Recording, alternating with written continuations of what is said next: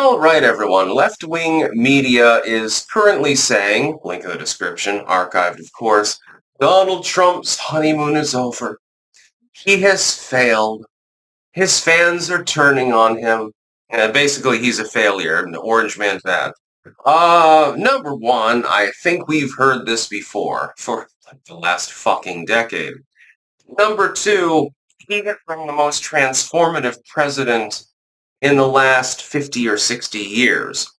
You don't have to like the transformation, but it's there. I've noticed, again, the liberals have resorted to lawfare. They can't stop him in the legislature because he managed to cuck Mike Johnson. Senate leadership, it's on its way out and will be replaced by someone more fitting for the role than Mitch McConnell, Mitch the bitch turtle. I'll be eating turtle soup soon. Can't wait. I'll chuckle about it and I'll think of Mitch McConnell when I do. Him and his cocaine yacht. And he's giving the turtles cocaine. He's turning the turtles gay. Donald Trump has generally done a good job. Now, he's also only been in office for less than 2 months. Can he really solve all of the problems created by the prior administration in that span of time? That is completely unrealistic. Is he trying? Yes. On the border, Marines are there, putting up concertina wire. The wall is continuing to be constructed, and the number of illegal crossings is down precipitously. Is he winning on diplomacy? Well, it appears that there's at least a tacit potential ceasefire deal between Ukraine and Russia. This could lead to a wider peace agreement. It looks like diplomacy with multiple other countries has generally improved. Nobody really seriously is concerned about Western Europe attacking the United States or something, so leave the decadent people alone. We need outreach to countries that are, if not outright hostile, at least reasonably adversarial to the United States. This is probably the biggest thing that Donald Trump can do in a second term. Nobody worries that France is going to nuke the United States. Good. I mean, they get destroyed in the process, but in theory, they can do so. They're part of NATO. They're one of our closest allies. Nobody seriously worries about diplomacy with Britain. Even if there's a little bit of a slap on the wrist in one way or the other, at the end of the day, negotiations are had. You go and you enjoy a nice lunch. You get an Ulster fry, something like that. Oh, he's a big fan of Ulster fries. By the way, he eats it after he gets wasted. But what you need to do is outreach to countries that are on the margins. That is, they're being non-committal. That's where you need to focus. Trump is already doing that. He's doing that in multiple nations, literally at this time. So on diplomacy, he's doing a reasonably good job. As far as approval polling, it's funny to see the legacy media say, well, the honeymoon is over. Every single president who has held office since polling began has lost support right after being elected. Every single one of them. There is no exception. Now, sometimes, if they do a really good job like Eisenhower or JFK, their approval rating rises thereafter. But for some time, there is always going to be a slump. Trump's approval, by the way, in the legacy media, I notice is not reporting on this, was generally much higher than Joe Biden's approval rating in office.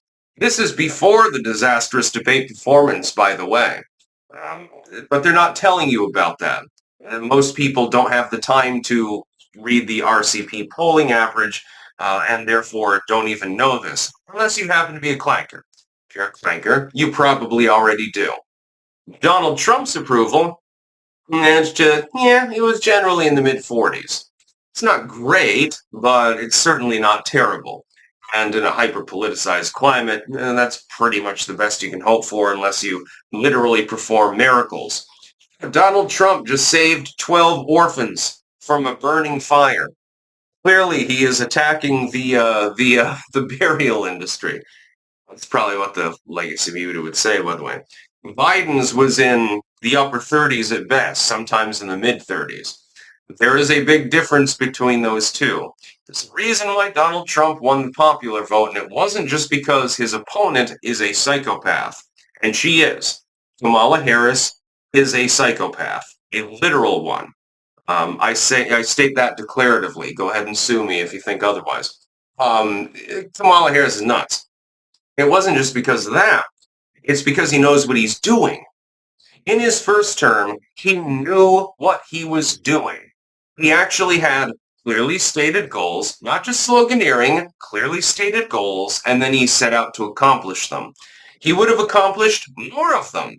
Problem is, the Republicans in the House stood in his way multiple times. The federal court system had to clear up wall funding and say, yes, indeed, believe it or not, Congress, the commander-in-chief does have the right to take discretionary spending that you unilaterally gave to him and use it for things related to national security. Well, I mean, the border is kind of part of that now, isn't it? I guess. So, yes, he can have the money. Thankfully, in his second term, he doesn't have that legal problem. He's done, generally speaking, a good job. The idea that Trump is falling, oh, he's failing, he's falling out of favor. Every single president in recent history suffered a slump after they're elected. There is a very, very brief period, only a few weeks or a few months, in which they enjoy higher approval than they generally have during the rest of their term.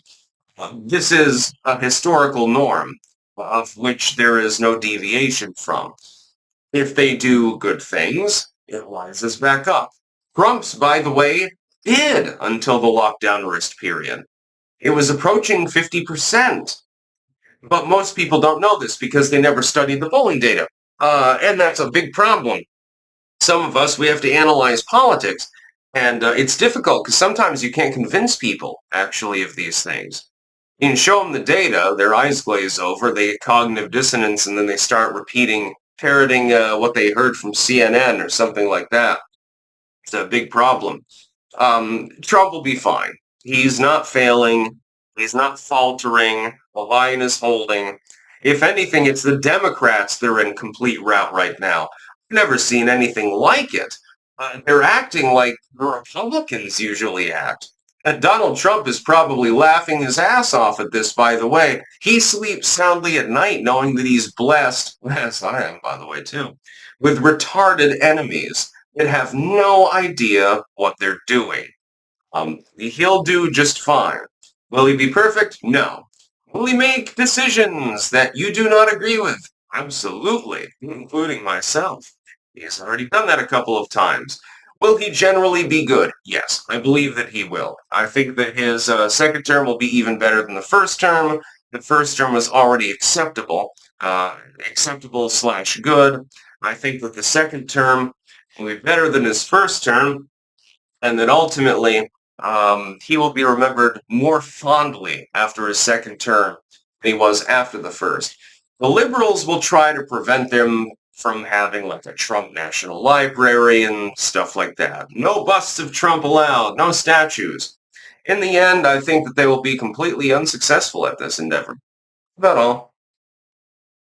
Peace out.